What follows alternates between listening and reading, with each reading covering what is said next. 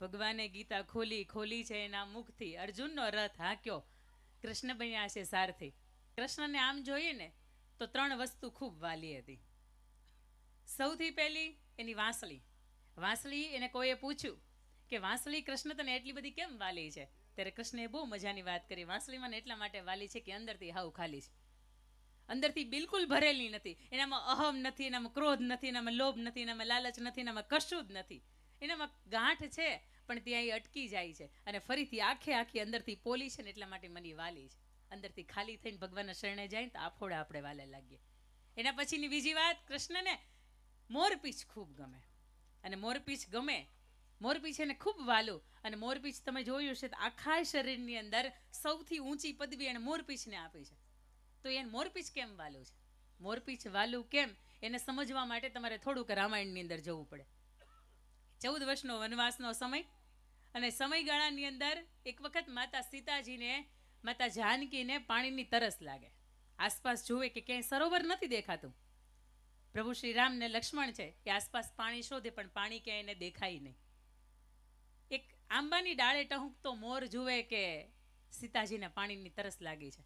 એ હળવેકથી નીચે આવે અને પ્રભુ શ્રી રામને બે હાથ જોડીને કરબર પ્રાર્થના કરીને એવું કે, પ્રભુ જો આપ મને પરવાનગી આપતા હોય ને તો હું તમને આગળ પાણી સુધી લઈ જાઉં. પાણીનો માર્ગ મેં જોયો છે. પ્રભુ કહે છે જેવી આપની ઈચ્છા.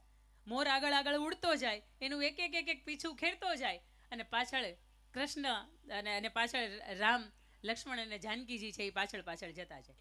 સમય એવો આવે છે કે સરોવરનો કાંઠો આવે ત્યાં સુધીમાં મોરના બધા જ પીછા ખરી જાય. અને આપણે જાણીએ છીએ કે મોરના બધા જ પીછા ખરી જાય ને એટલે મોર મૃત્યુને ભેટે. એ સમય એવો આવે છે કે જે મોર છે પોતાના દેહ છોડે છે, પ્રભુ શ્રી રામ એના ખોળામાં લઈ લે છે અને એવું કહે છે કે મોર, તે એક ગ્લાસ પાણી માટે કે કોઈના તરસ બુઝાવવા માટે તે તારું જીવન છે ને હોમી દીધું.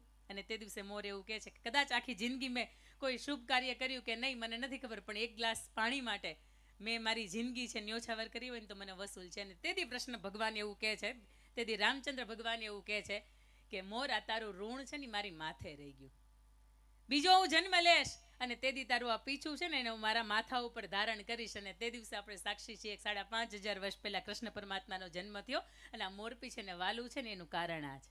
કારણ કે આગલા જન્મની અંદર મોરનું જે બાકી રહી ગયેલું ઋણ છે ને એને ચૂકવવા માટે કૃષ્ણ એના મસ્તકની ઉપર ધરે છે. કારણ કે કોઈના જીવનની અંદર ઋણ રહી જાય ને તો એ વ્યક્તિ આ નહીં તો આવતા જન્મની અંદર એ ચૂકવવું પડે.